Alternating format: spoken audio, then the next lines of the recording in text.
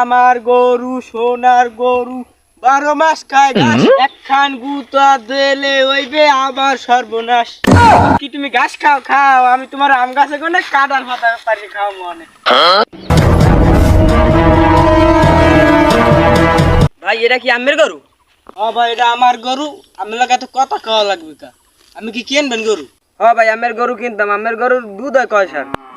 আমার যে গরু আমি অর্থ এলাকায় পাইবেন না, 20 কিলো পাইবেন না, আমার যে গরু 25 লিটার দুধ হয় জানেন?